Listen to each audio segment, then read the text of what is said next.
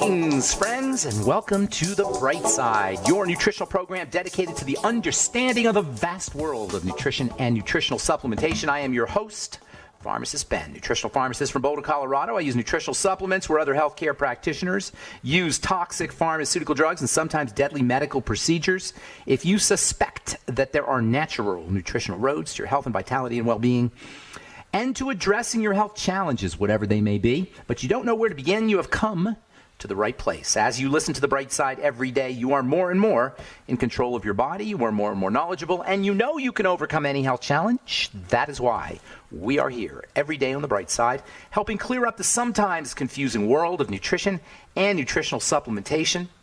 Over the last 33 years of practicing pharmacy, I have seen drug-free recoveries from diabetes, hypertension, obesity, skin diseases like acne, psoriasis, eczema, rosacea, digestive ailments, autoimmune issues of all kinds. Recoveries that by the standards of modern medicine can only be called a miracle. But what is in the world of the body, what is in the world of biology, standard operating procedure, because the human biological system is a healing system, it's a regenerating system, it is designed divinely to heal and renew itself on a moment-to-moment basis, and while some folks may call that a miracle, it really is just the way the body works. If you have questions about health, nutrition, prescription drugs, if you want to wean yourself off your meds and get on a good nutritional supplement program, we are here for you on The Bright Side. We love hearing from you. Our number 844-236-6010, 844-236-6010.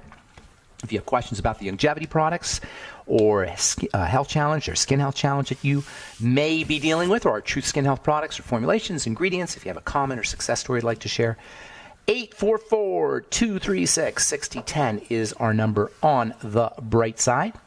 If you want to purchase longevity products, call 866-735-2470, 866-735-2470, or head to brightsideben.com, pharmacistben.com, or criticalhealthnews.com and purchase longevity products right off the website, or sign up to join the Bright Side Ben team off the website as well.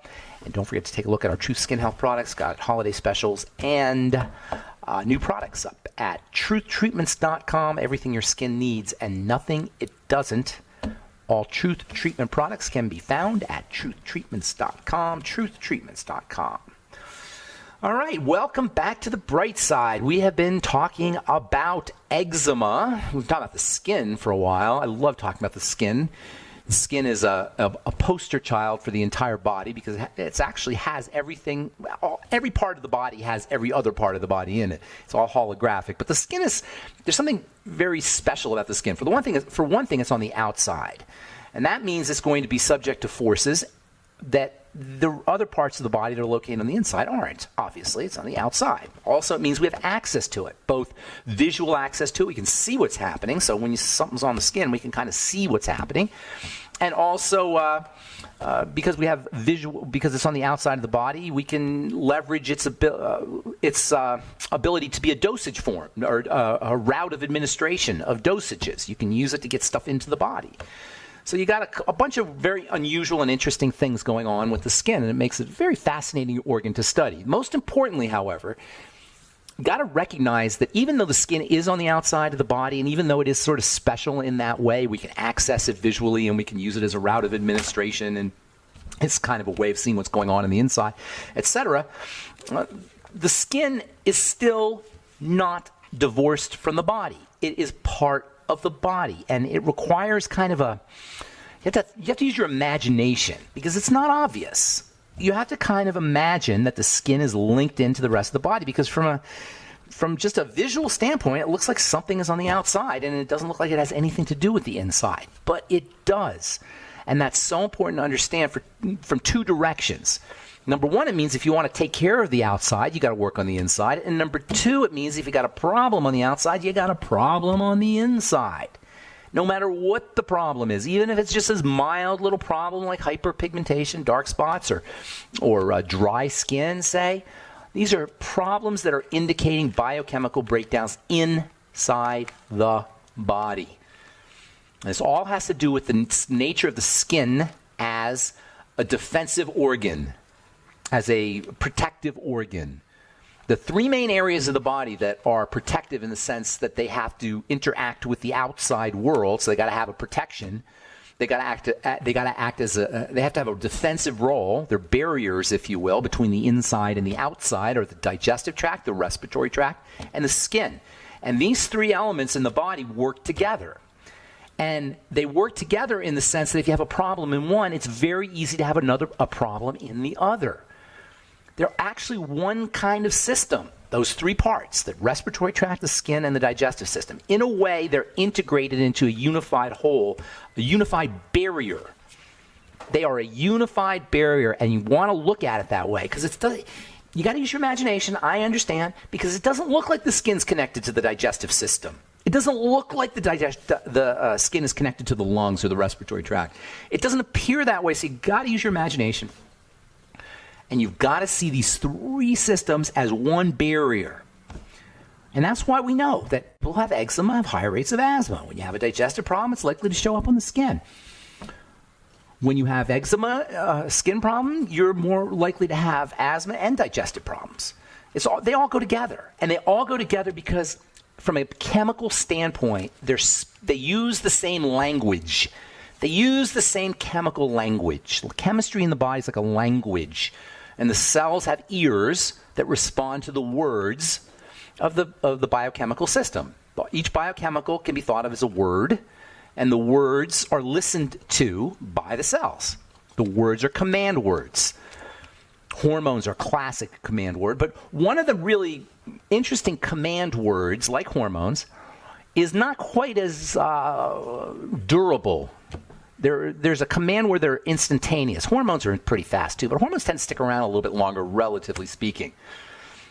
These other words, command words, are called cytokines. Now, if you're involved in health at all, you've certainly heard of the cytokines, but even if you're not, more and more we're talking about cytokines as a cause of disease. Cyto means cell always. Cyte means cell, and kines means movement. A cytokine is a command that tells the cells to move, especially the white blood cells and the cells of the immune system. It makes things happen. Cytokines make things happen. In fact, pretty much nothing happens without a cytokine involved.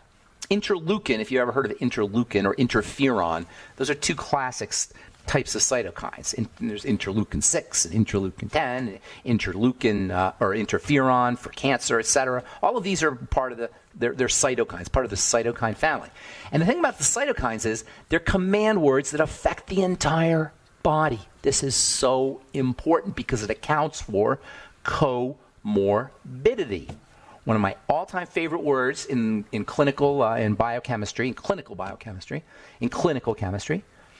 is comorbidity. Comorbidity means together, morbid means diseased or sick or dying. Comorbid. These are multiple symptoms that happen together. So we know that if you have eczema, you're often comorbid with asthma, for example. Psoriasis is often comorbid with arthritis, for example. So these things go together. And when you have comorbidities, that says there's something in common here. A comorbidity tells you there's something in common. What's in common is the defensive system. The cytokines. The cytokines are like the soldiers of the immune system, of the inflammation system. Now, we've been talking about eczema for a while. I don't want to get too off on just eczema, but it really is kind of a troublesome condition, and nobody really knows how to address it. Doctors tell you its cause is mysterious, but if you dive into the biochemistry, you could start to see things. You see cytokines, for example, the same cytokines that are responsive to the digestive system. So the same cytokines that are in the respiratory tract, or the respiratory tract is responsive to. Cytokines are like the soldiers of the immune system. The immune system, when the immune system is active, that's like the army. And the concept is, the idea is that you have a war between the inside world and the outside world. There's a battle. There's a defensive response if the outside world sneaks into the inside world. That means the blood for the most part. And the soldiers, the cytokines, they go to war. And when the soldiers, the cytokines, go to war against something that's causing an eczema, for example, oftentimes you're going to have a digestive system, when something causes a digestive issue, oftentimes you're going to have eczema that goes with it. It's a comorbid effect based on the same inflammatory chemicals, and it accounts for the skin-gut connection as well as other comorbidities. All right, I'm Pharmacist Ben. We'll be back.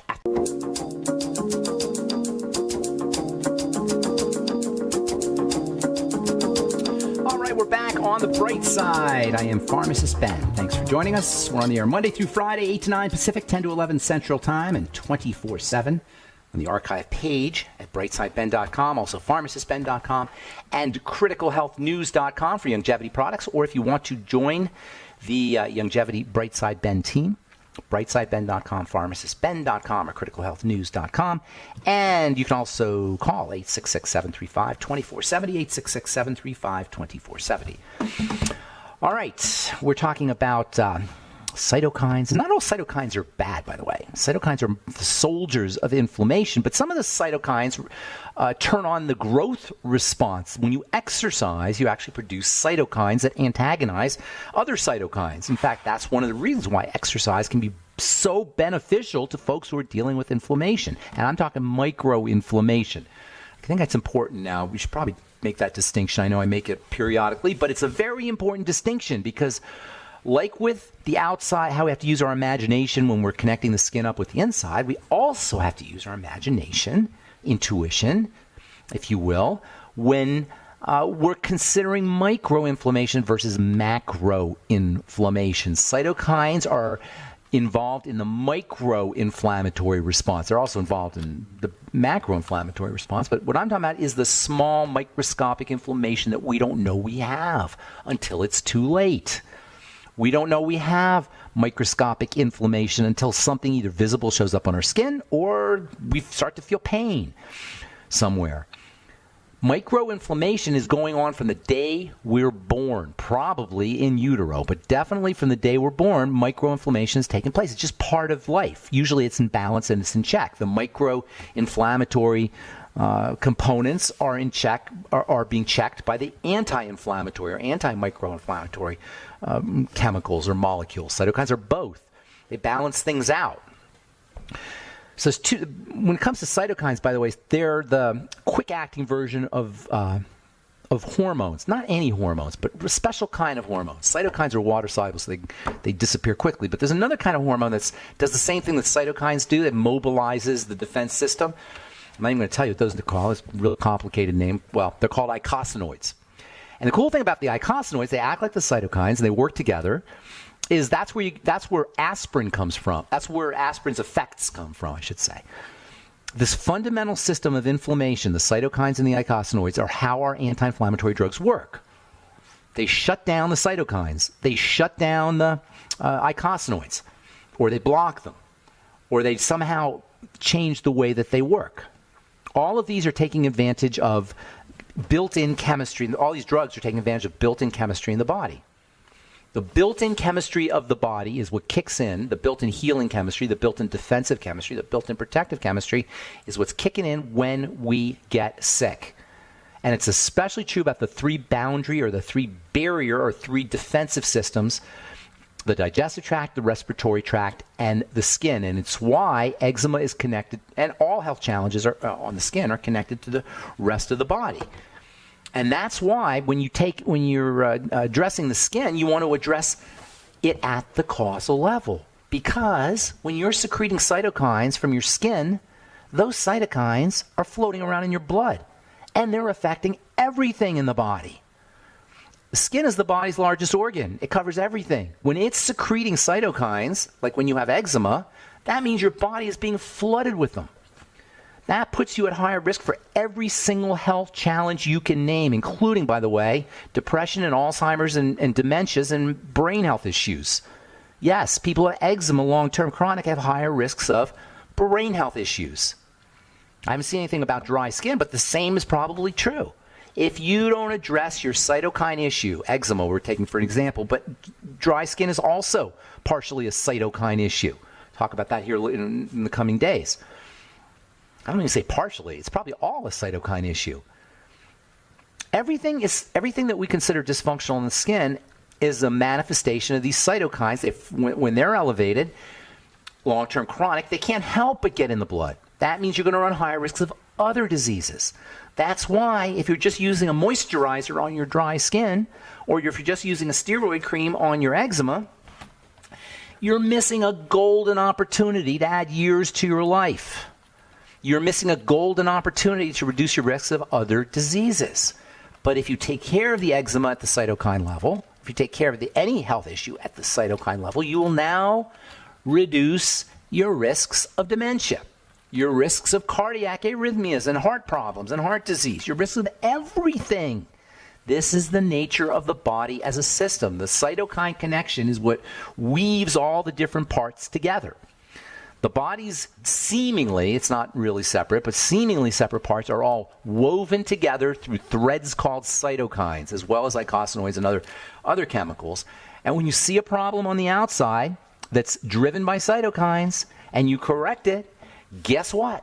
You're correcting it everywhere in the body. And that's why understanding the nature of the skin as integrated with the whole body is important, not just for the skin. It's definitely important for taking care of the skin. Can't take care of the skin effectively without understanding this, but for taking care of your health challenges later on down the road. There's lots of ways that you can do this, by the way, to control cytokines. Most importantly is you reduce the offending agent. That's always the most important step.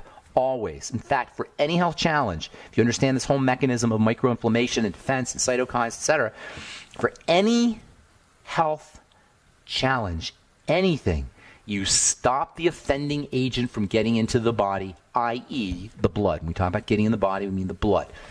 You stop the offending agent. It's always the first step in any breakdown, whether it's eczema or heart disease or autoimmunity or diabetes or whatever.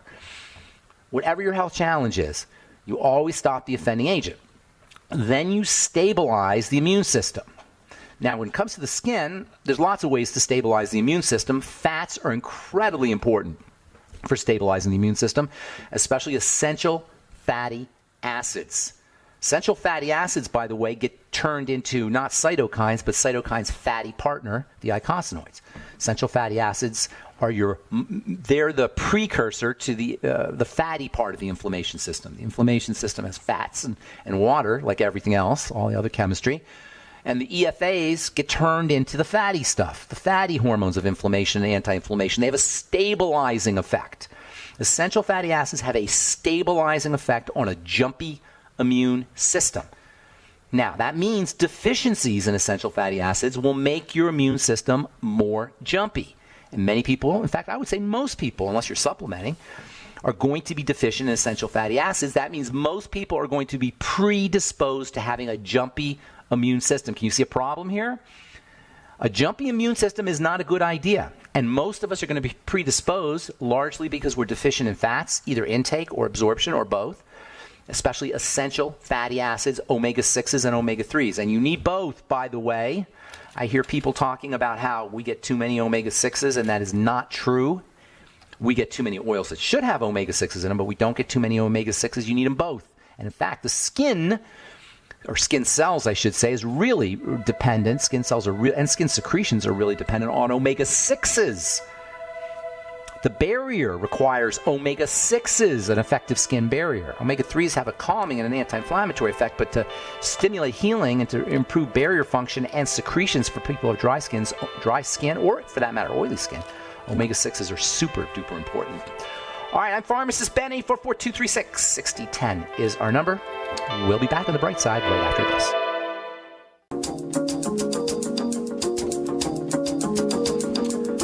Okay, we are back on the bright side. Pharmacist Ben here. Got lines open. Got a bunch of lines open. 844-236-6010 is our number. And if you are on hold, hang tight. We'll get you here momentarily. If you want to purchase longevity products, call 866-735-2470 or head to brightsideben.com, pharmacistben.com, or criticalhealthnews.com. All right, let's see. I'll get your calls here in just a sec. 844-236-6010 from the journal Cell Press. Humans co-evolved with immune-related diseases, and it's still happening. This is an interesting article. In the past, people's lifespans were much shorter, so inflammatory and autoimmune diseases, which usually appear in the second half of life, were not so relevant. People didn't live a long time. So it turns out that one of the body's best, this is reading from the article here, one of the body's best defenses against infectious diseases is inflammation. Inflammation is a protective response. There seems to be a balance, quote, humans evolved to build defenses against diseases, but we're not able to stop disease from happening. So the benefit we obtain on one hand also makes us susceptible to new disease, more sensitive to new diseases on the other. The protective response itself sensitizes the body. This is the whole issue with the inflammatory system being really, really important, but really, really being a problem. And this is why strengthening the immune system and the inflammatory system is critical from both directions for all disease, all chronic diseases, pretty much all inflammatory diseases are chronic diseases. Did you ever notice that? All inflammatory diseases are chronic diseases. All chronic diseases are of an inflammatory basis. It's all about defense and it's all about sensitization. Before we went to break, we were talking about the fats. EFAs are critical for all inflammatory conditions, especially on the skin. And then anti-inflammatory vitamins. Vitamin E is probably vitamin E, vitamin C, and vitamin D are your most important anti-inflammatory vitamins. They're all important, of course, but those probably stand out. And then niacin, vitamin B3, really stands out as an anti-inflammatory for the skin. In fact, niacin deficiency disease, pellagra, causes inflammation in the skin. It'll cause red skin, irritated skin, dermatitis in the skin. So there's lots of nutritional things you could do to strengthen the immune system so it's not sensitized. And of course, the most important thing is to keep the enemy, if you will, from getting into the bloodstream, into the body. Clinical study finds eating within 10-hour window may help stave off diabetes. How do you like that? Researchers have found that a 10-hour time-restricted eating intervention resulted in weight loss, reduced abdominal fat, lower blood pressure. That means you only eat for 10 hours. Take 14 hours off a day. I say 16 hours.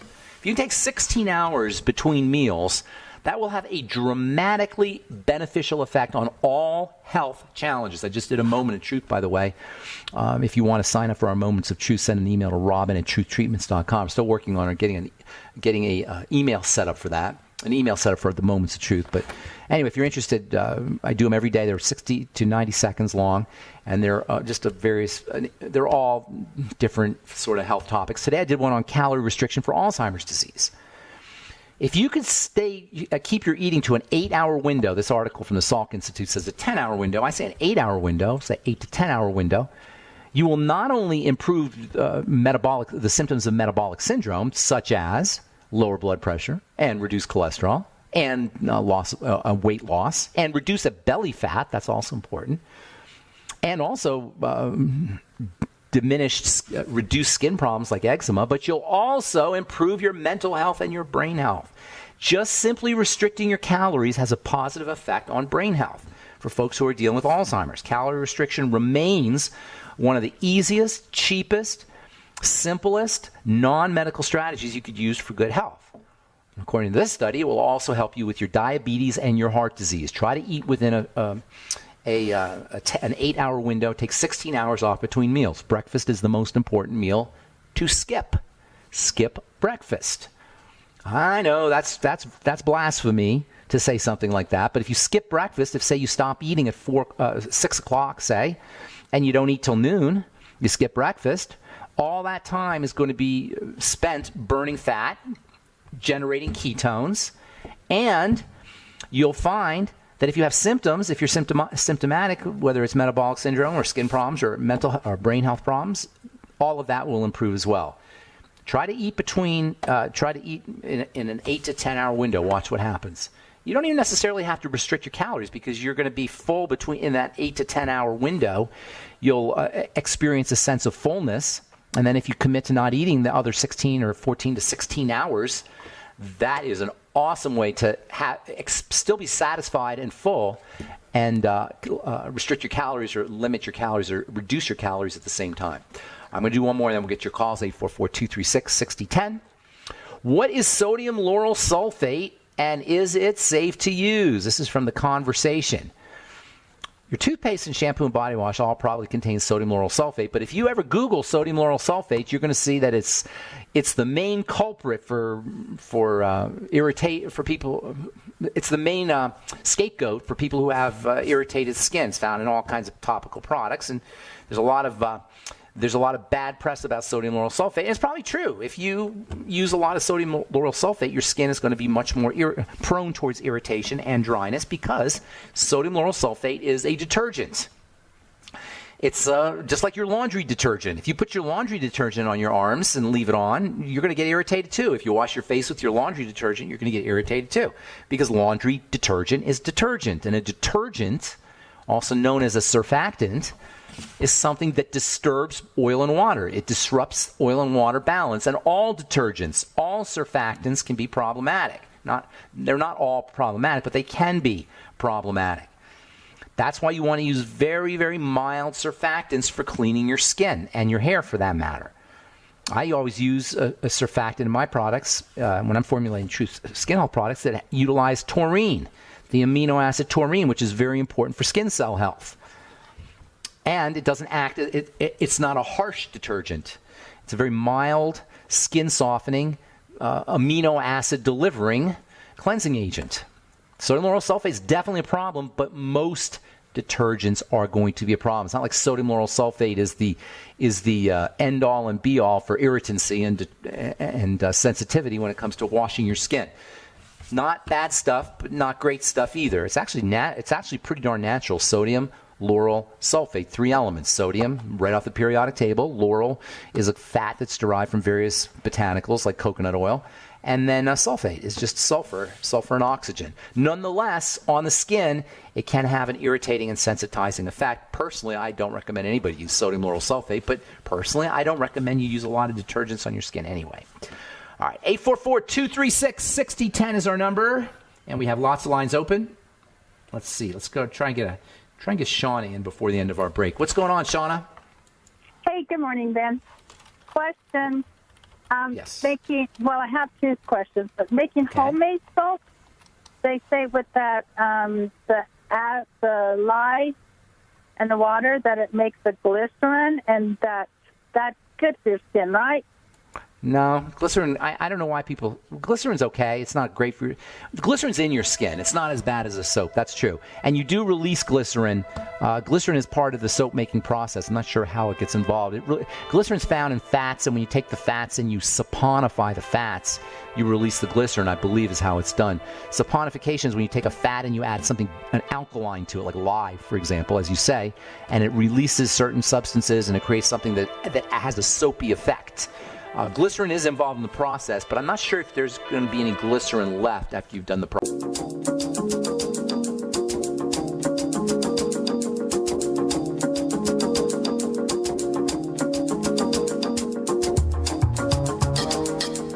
Are you there? Got lines open, by the way, 844-236-6010. Yeah, so soap, when you make soap, you just basically add alkaline lye to some kind of fat, and that's called saponification or soap making, technically saponification. And then glycerin comes out of it. Is that what you were referring to? Yeah, okay. That's what Okay. I'm just starting to do that, so I'm studying. Okay, my question, though, is I have a little 18-month-old that I just started watching when he walked in here. His nose was just bright red. I was like, whoa, did he just fall? She says, no, it's just like that. It's food. It's like That's a food condition. Yeah, that's a food condition, definitely. Yeah, the tip of the nose. Yeah, I mean, the tip of the nose is the nose itself is probably the most extreme part of the body in the sense that it's pointing out the most, right? The lips also, but the tip of the nose tends to be. There's a lot of lymphatic vessels there, and also. It does tend to demonstrate allergic reactions pretty readily. In fact, if you really start to become toxic, it can stay permanently red, like W.C. Fields, that kind of thing. You know, the cherry nose, that's a sign of major toxicity. It's not unusual for that to be an allergic reaction. It's not unusual for kids to have allergic reactions and irritants, intolerances. Food is the thing. That's what I'd be focusing on. Yeah. Now, are you babysitting? What are you doing, babysitting or? Yeah, I just started, and yeah. Okay, so do you know the kid at all?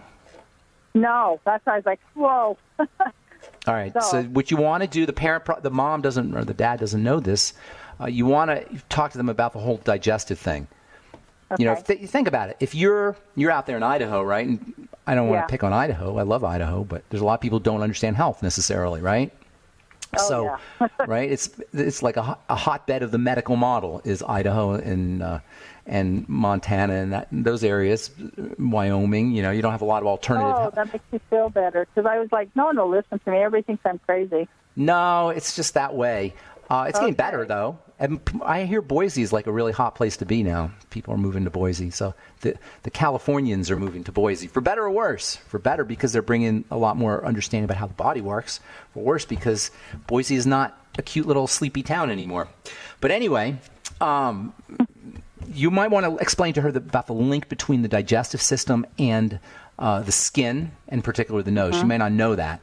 Now, why is that important? Not important just for the nose. This is what we've been talking about today and in the past few days, is this is a baby who's running high risks for asthma. This is a baby who's running high risks for ear infections.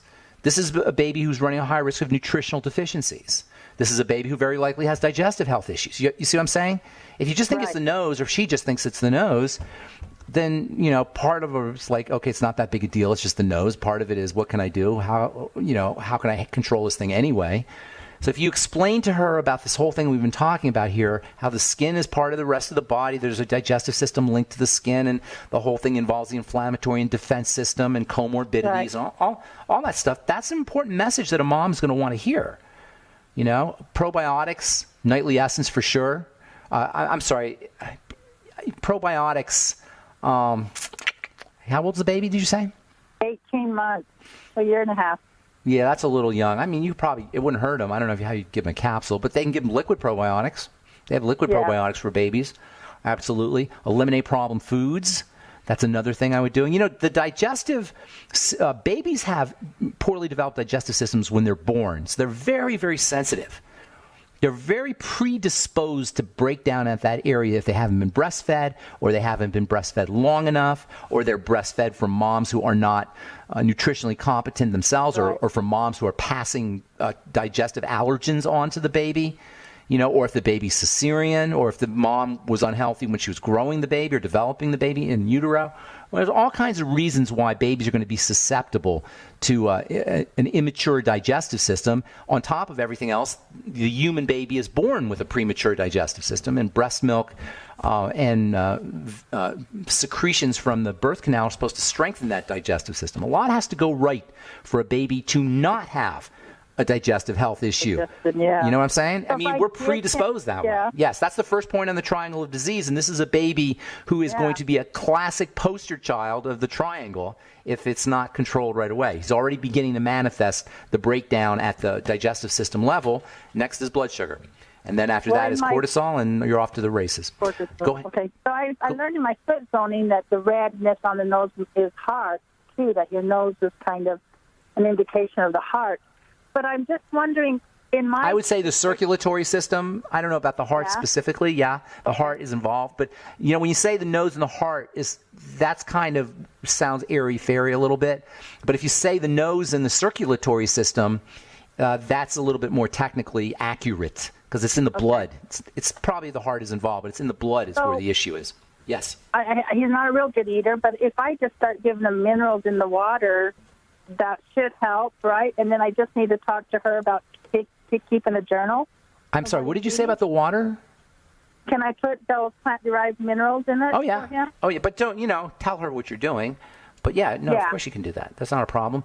And then definitely talk to her about the whole digestive connection. And most importantly, you want her to respect the health issue that the baby has, not cosmetic. It's not superficial, right? It's not cosmetic or superficial. Yeah. It's an internal condition that on the one hand can be addressed, and you take care of the nose and you take care of the internal condition. And on the other hand, if you don't, the baby is going to be predisposed. Yes, the baby will be predisposed to comorbidities, to other health challenges. And that's that's really what you want to, you want to prevent. And real quickly, you were saying that the 16-hour fasting, to not eat. What about nursing moms? What would you suggest for Nursing them? moms are a little bit different. Athletes are a little bit different. People who have, increased caloric needs, who are burning calories. You don't want to. You're not starving when you're going through this 18 hours. The idea is not to become malnourished or become starved. The idea is to let your body burn fat. To let your body mobilize its fat-burning chemistry. Under conditions of calorie restriction, that happens. But you got to make sure you're nutriated.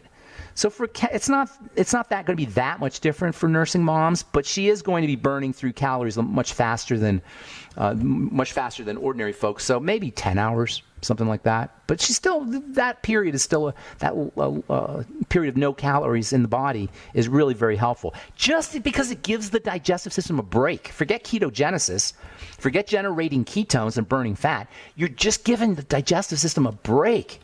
So it's not constantly being mobilized. They don't say anymore, but they used to say how you're supposed to eat all day long, graze. Have you ever heard that nutritional advice? Yes.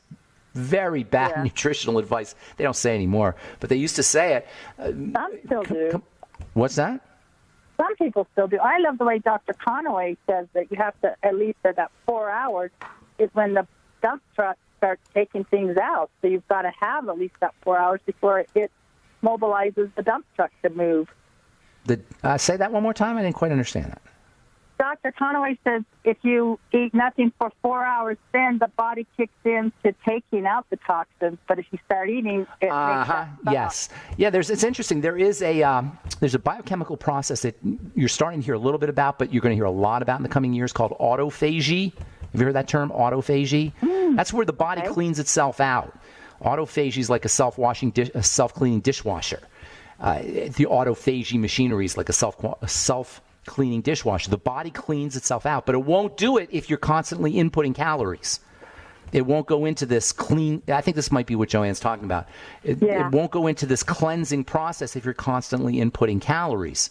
So that's absolutely correct. Giving the digestive system a break turns on the self-cleaning dishwasher function, the autophagy, AUTOPHAGY, and we're now starting to understand more and more and more about autophagy.